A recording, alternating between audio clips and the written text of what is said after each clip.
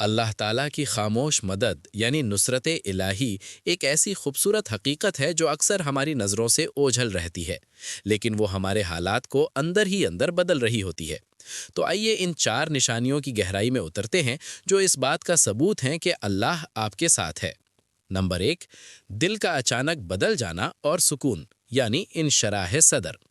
جب آپ کسی شدید پریشانی یا کشمکش میں ہوں اور اچانک آپ کے دل کی کیفیت بدل جائے، یہ پہلی اور سب سے بڑی نشانی ہے۔ خوف کا اطمینان میں بدلنا، جہاں آپ کو کل تک گھبراہٹ ہو رہی تھی وہاں اب ایک عجیب سا قرار آ جاتا ہے، جیسے کوئی غیبی ہاتھ آپ کے دل کو تھامے ہوئے ہو۔ فیصلہ کرنے کی قوت، آپ کا ذہن صاف یعنی کلیئر ہو جاتا ہے اور آپ کو الجھن کے باوجود صحیح راستہ نظر آنے لگتا ہے۔ تسلیم ہو رضا، آپ کو احساس ہوتا ہے کہ جو اللہ کرے گا وہ بہتر ہوگا۔ یہ کیفیت خود سے پیدا نہیں ہوتی بلکہ اللہ کی طرف سے ڈالا گیا سکون ہوتا ہے۔ نمبر 2، بند راستوں کا غیر متوقع طور پر کھلنا یعنی اسباب کا غیب سے بننا۔ قرآن میں اللہ فرماتا ہے کہ وہ وہاں سے رزق اور راستہ دیتا ہے جہاں سے انسان کا گمان بھی نہیں ہوتا۔ اتفاقات یا معجزہ، آپ کسی کام کے لیے نکلے، وہ کام بظاہر ناممکن تھا، لیکن اچانک کوئی ایسا شخص مل گیا یا ایسی صورتحال بنی کہ کام ہو گیا۔ جسے ہم اتفاق کہتے ہیں، وہ دراصل اللہ کی خاموش پلاننگ ہوتی ہے۔ رکاوٹوں کا ہٹنا، بعض اوقات آپ کسی چیز کے لیے بہت تگ و دو کرتے ہیں مگر وہ نہیں ملتی اور بعد میں پتہ چلتا ہے کہ اس میں کوئی بڑی برائی چھپی تھی جس سے اللہ نے آپ کو بچا لیا۔ یہ نہ بینا بھی ایک بڑی مدد ہے۔ نمبر 3، گناہوں سے بیزاری اور نیکی کی طرف رغبت۔ اللہ کی خاموش مدد صرف دنیاوی کاموں میں نہیں ہوتی بلکہ آپ کی آخرت بچانے میں بھی ہوتی ہے۔ توبہ کی توفیق، جب آپ کا دل گناہ کرنے کے بعد سخت بے چین ہو جاتا ہے اور آپ فوراً اللہ کی طرف پلٹتے ہیں تو سمجھ لیں کہ اللہ آپ کو چھوڑنا نہیں چاہتا۔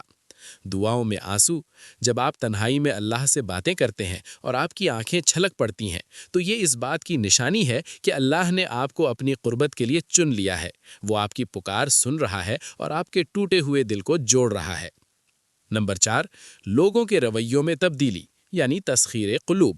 اللہ جب کسی بندے سے محبت کرتا ہے یا اس کی مدد کرنا چاہتا ہے تو وہ زمین والوں کے دلوں میں اس کی محبت ڈال دیتا ہے۔ عزت کا تحفظ، آپ کے خلاف سازشیں ہو رہی ہوں یا لوگ آپ کو گرانا چاہتے ہوں لیکن اللہ آپ کی ساکھ اور عزت کو بچا لے۔ مددگاروں کا میسر آنا، مشکل وقت میں ایسے لوگ آپ کے کام آ جائیں جن سے آپ کو کوئی توقع نہ تھی، یہ دراصل اللہ ہی ہوتا ہے جو لوگوں کے دلوں کو آپ کی طرف موڑ دیتا ہے۔ خلاصہ، اللہ کی مدد شور مچا کر نہیں آتی، وہ شبنم کے قطروں کی طرح خاموشی سے آپ کی زندگی کے سوکھے ہوئے باغ کو ہرا بھرا کر دیتی ہے۔ بس تھوڑا سا صبر اور اٹل یقین شرط ہے۔ اللہ کی خاموش مدد کو سمجھنے کے لیے قرآن کریم کے واقعات سے بہتر کوئی مثال نہیں ہو سکتی۔ اللہ تعالیٰ نے انبیاء علیہم السلام کی زندگیوں میں ان چار نشانیوں کو ایسے دکھایا ہے کہ عقل دنگ رہ جاتی ہے۔ آئیے ان چاروں نشانیوں کو قرآنی واقعات اور دعاؤں کی روشنی میں گہرائی سے سمجھتے ہیں۔ نمبر 1، دل کا سکون اور انشراح صدر۔ حضرت موسیٰ علیہ السلام کی والدہ کا واقعہ۔ جب فرعون نے بنی اسرائیل کے بچوں کو ذبح کرنا شروع کیا تو حضرت موسیٰ کی والدہ شدید کرب اور خوف میں تھیں۔ یہ ایک انسانی فطرت تھی۔ خاموش مدد کی نشانی، اللہ تعالیٰ نے ان کے دل کو ڈھارس دی اور فرمایا، ہم اسے تمہاری طرف واپس لوٹا دیں گے۔ جب انہوں نے بچے کو دریا میں ڈالا تو بظاہر وہ ہلاکت کا راستہ تھا، لیکن اللہ نے ان کے دل کو وہ سکون عطا کیا کہ وہ اس بڑے فیصلے پر قائم رہ سکیں۔ قرآنی دعا، حضرت موسیٰ علیہ السلام نے خود بھی جب فرعون جیسے جابر کے پاس جانے کا حکم پایا تو سب سے پہلے یہ دعا مانگی، رب اشرح لی صدری ویسر لی امری۔ اے میرے رب، میرا سینہ کھول دے اور میرا کام میرے لیے آسان کر دے۔ سبق، اللہ کی پہلی مدد یہ ہے کہ وہ مشکل حل ہونے سے پہلے آپ کا حوصلہ بڑھا دیتا ہے۔ نمبر 2، غیر متوقع اسباب کا بننا۔ حضرت یوسف علیہ السلام کا واقعہ۔ حضرت یوسف کو کنویں میں پھینک دیا گیا، پھر غلام بنا کر بیچا گیا، پھر جھوٹے الزام میں قید خانے بھیجا گیا۔ بظاہر یہ تمام واقعات مصیبت نظر آتے تھے۔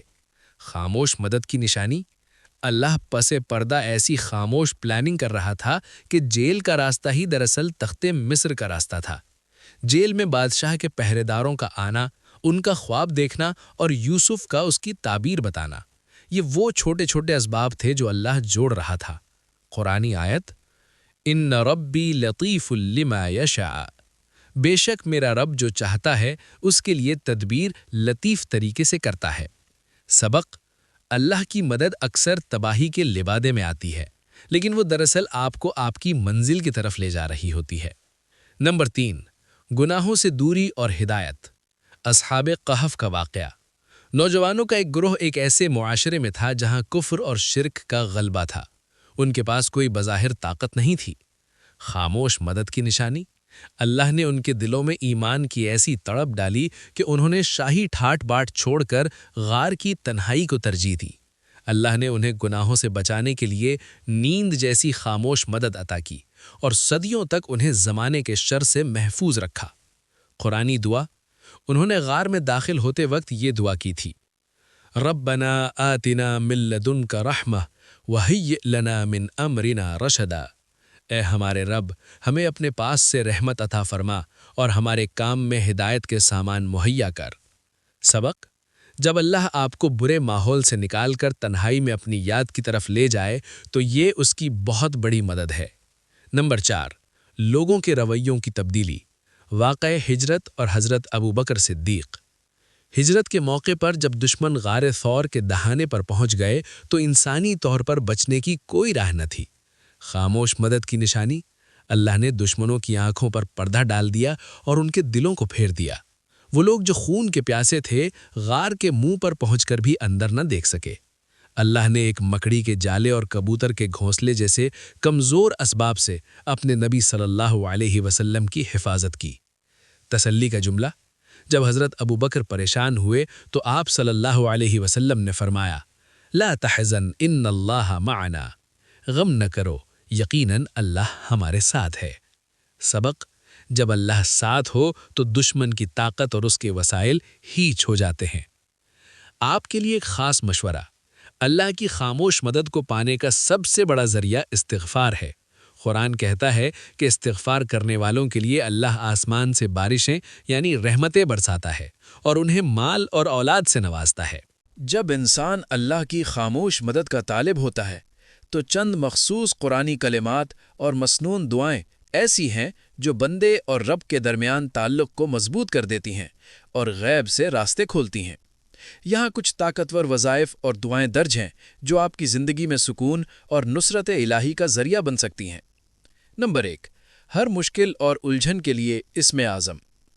حضرت یونس علیہ السلام نے مچھلی کے پیٹ میں جہاں کوئی انسانی مدد نہیں پہنچ سکتی تھی یہ کلمات کہے اور اللہ نے اندھیروں سے نجات دی۔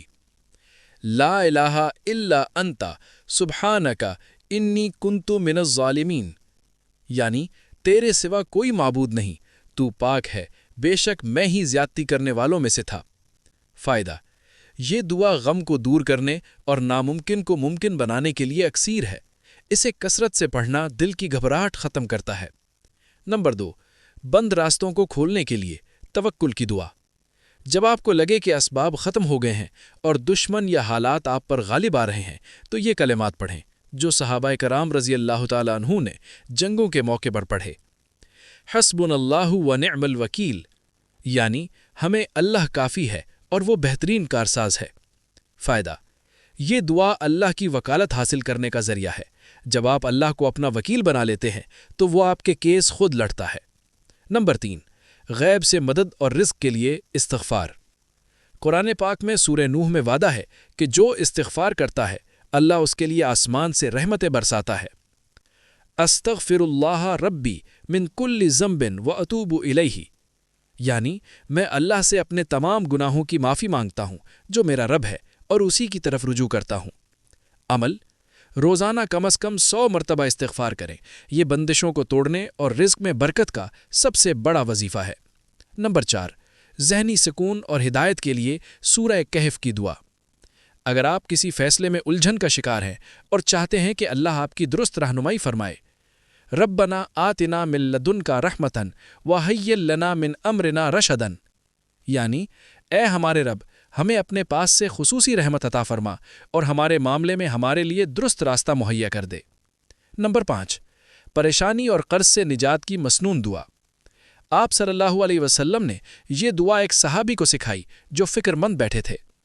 اللہم انی اعوذ بک من الہم والحزن واعوذ بک من العجز والکسل واعوذ بک من الجبن والبخل واعوذ بک من غلبۃ الدین وقہر الرجال، یعنی اے اللہ میں تیری پناہ مانگتا ہوں فکر اور غم سے، عاجزی اور سستی سے، بزدلی اور کنجوسی سے، اور قرض کے بوجھ اور لوگوں کے دباؤ سے۔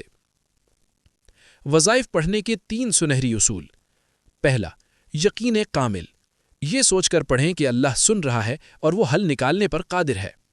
نماز کی پابندی، دعا تب زیادہ اثر کرتی ہے جب ہم اللہ کے فرض کردہ حکم نماز کو پورا کر رہے ہوں۔ نمبر 3، درود شریف، ہر دعا کے اول و آخر درود ابراہیمی ضرور پڑھیں، کیونکہ درود شریف کے ساتھ مانگی گئی دعا رد نہیں ہوتی۔